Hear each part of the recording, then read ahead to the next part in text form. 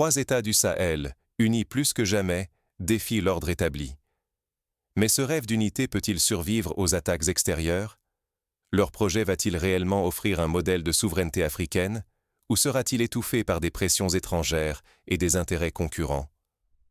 Aujourd'hui, le Mali, le Burkina Faso et le Niger forment ensemble l'Alliance des États du Sahel, plus déterminés que jamais à défendre une vision commune. Ce n'est pas seulement une alliance de circonstances. C'est une réponse audacieuse, née d'une volonté de rompre avec la dépendance extérieure et d'affirmer haut et fort la souveraineté régionale.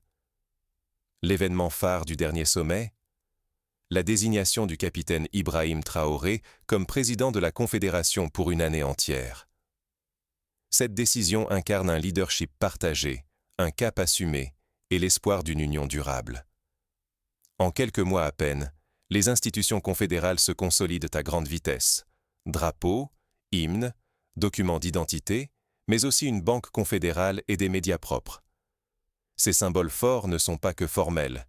Ils incarnent la promesse d'une identité commune et d'une voix africaine nouvelle. Mais le défi est immense. Car si l'AES venait à échouer, c'est une occasion unique d'émancipation qui serait perdue. L'Afrique risquerait à nouveau la division, l'exploitation de ses ressources et une instabilité chronique.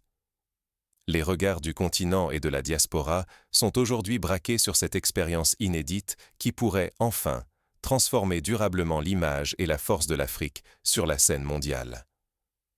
Pour mesurer la portée de l'AES, il faut revenir sur les origines de cette confédération et comprendre ce qui distingue vraiment cette initiative des tentatives précédentes d'unité africaine.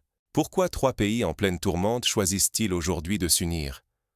Que cache la naissance de la Confédération des États du Sahel, ou AES, et comment cette alliance est-elle pensée pour transformer la région? L'AES, formée par le Mali, le Burkina Faso et le Niger, n'est pas née du hasard. Ces 3 nations partagent des défis urgents: insécurité persistante, instabilité politique et pressions économiques, sans oublier la menace constante de l'ingérence extérieure. Confrontés à l'isolement et à la fragilité, leurs dirigeants ont décidé de ne plus subir, mais d'agir ensemble. La vision qui guide l'AES va bien au-delà d'un simple pacte de survie. Les 3 États annoncent ouvertement leur ambition de bâtir, à terme, une véritable fédération. Un rêve longtemps caressé par les peuples africains. Unir leurs forces pour préserver leur souveraineté, défendre leurs ressources et offrir une voix forte à l'Afrique sur la scène internationale. Pour concrétiser cette ambition, les chefs d'État ont posé des jalons clairs. D'abord, la signature de traités fondateurs qui cristallisent leur engagement et ouvrent la voie à l'intégration progressive. Ensuite, l'organisation régulière de conseils de ministres, véritable laboratoire politique où se discutent des mesures communes en matière de sécurité, d'économie et de gouvernance. Cette union ne se limite pas à des déclarations d'intention. L'implication directe des chefs d'État, notamment sous la présidence d'Ibrahim Traoré pendant une année, donne à l'AES une impulsion décisive. Chaque sommet, chaque réunion ministérielle, chaque proclamation vise à renforcer l'identité confédérale et le sentiment d'appartenance à une même destinée. Sur le plan institutionnel, les avancées sont notables. Les 3 pays ont mis en place des institutions et des protocoles communs, notamment pour la défense, la diplomatie et le développement. La création d'un conseil de défense partagé, la coordination de la politique étrangère, ainsi que des sessions parlementaires communes, témoignent d'une volonté réelle d'agir ensemble. Des symboles forts, comme un drapeau, un hymne, une devise et même des documents d'identité communs, voient le jour. La télévision et la radio confédérale, tout comme une future banque dédiée au financement des grands projets, sont déjà sur les rails. Autant de signes d'une intégration qui se veut profonde et irréversible.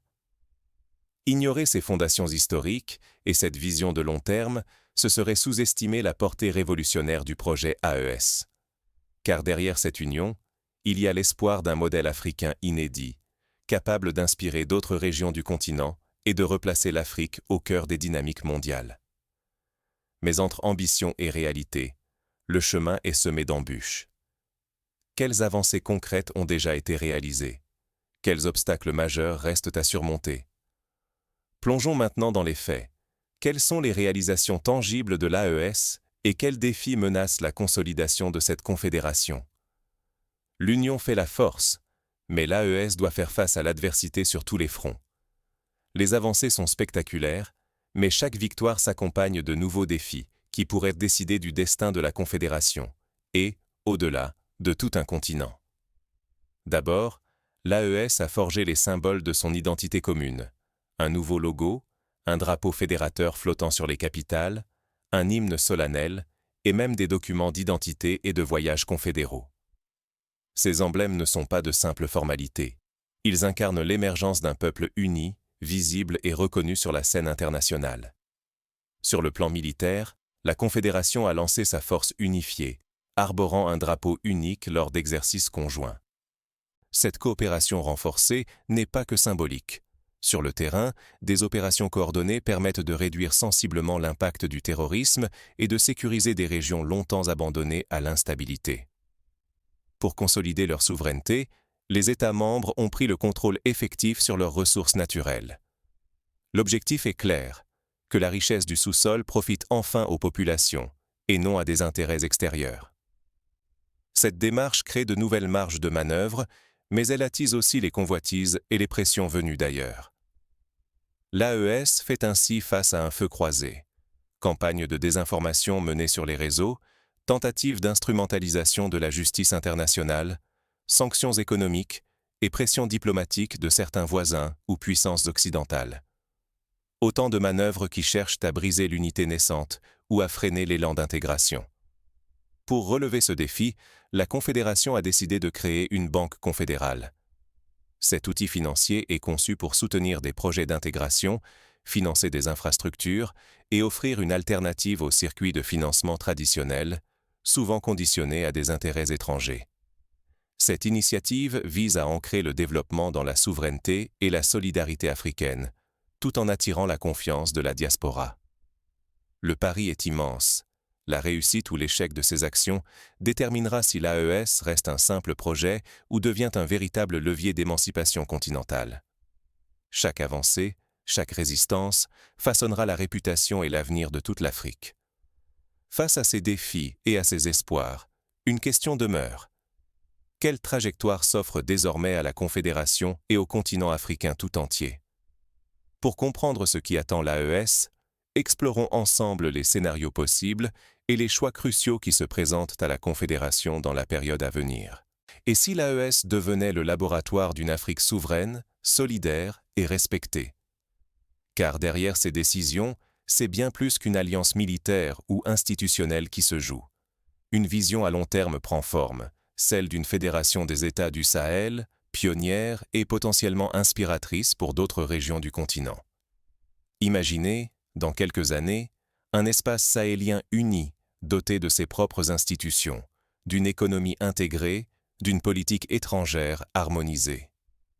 Cette dynamique collective pourrait enfin offrir la stabilité qui a longtemps fait défaut à la région, brisant le cycle des ingérences et de l'insécurité. La solidarité affichée entre le Mali, le Burkina Faso et le Niger redonne de l'espoir. En conjuguant leurs atouts et en mutualisant leurs moyens, ces États montrent qu'une autre voie est possible. L'action collective, loin d'être un simple slogan, devient le moteur d'une transformation profonde. Mais l'enjeu dépasse le Sahel.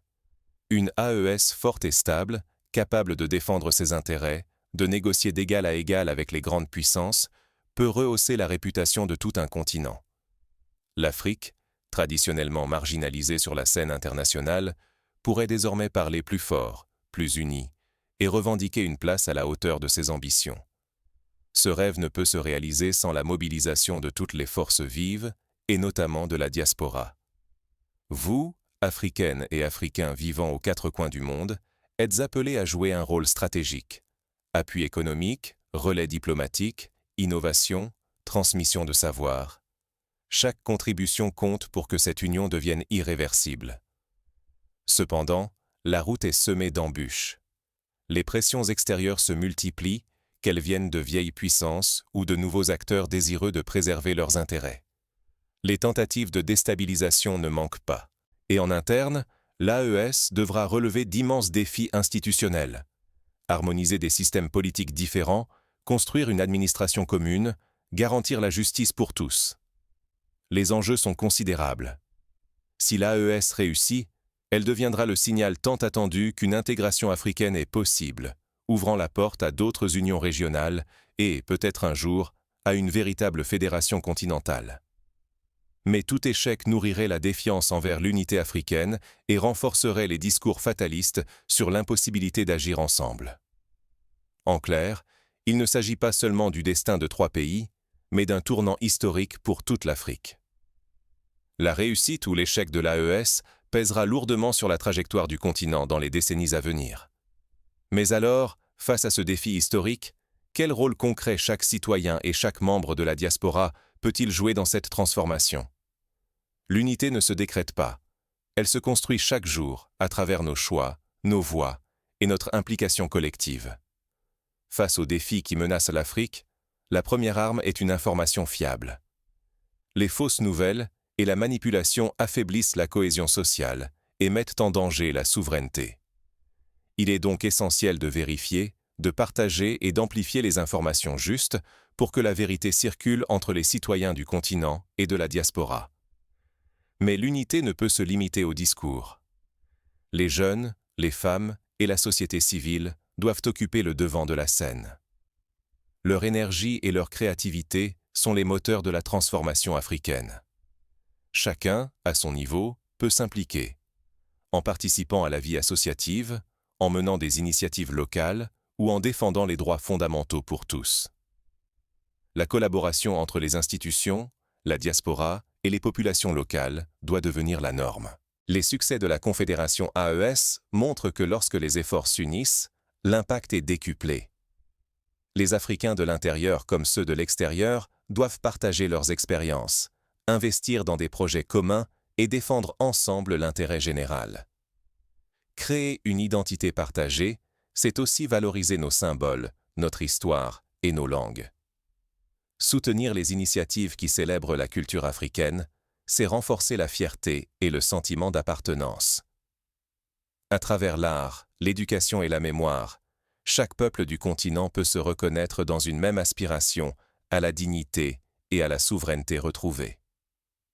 Au quotidien, défendre la souveraineté africaine, c'est consommer local, soutenir l'économie de sa région, exiger des institutions transparentes et lutter contre la corruption.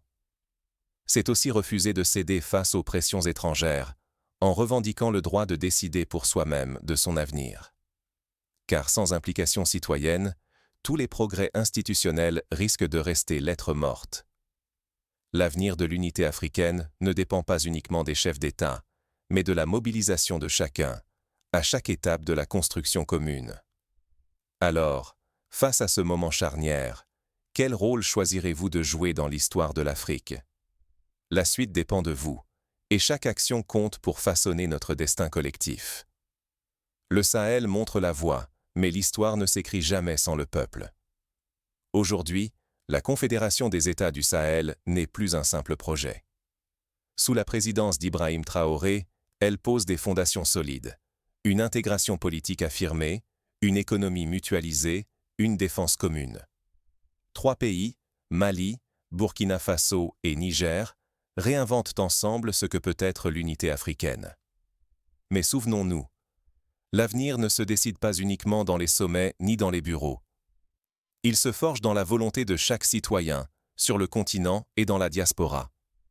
Si nous restons de simples spectateurs, d'autres décideront à notre place de la souveraineté de nos ressources, de la stabilité de nos territoires, du respect dû à notre identité.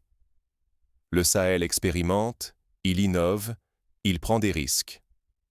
Cette confédération AES, laboratoire d'une Afrique qui rêve grand, offre un modèle inédit à tous les peuples africains. Le monde observe, parfois avec scepticisme, souvent avec inquiétude, toujours avec attention. C'est à nous de montrer que l'unité, la coopération et la détermination peuvent changer la donne. La promesse initiale était celle d'un continent qui parle d'une seule voix, se défend d'un même élan et construit ensemble sa prospérité. Aujourd'hui, cette promesse dépend de notre engagement collectif. Que chacun prenne position, partage, débatte et s'approprie le destin du Sahel et de l'Afrique. L'histoire nous attend. Choisir d'agir ou laisser passer l'opportunité d'une génération.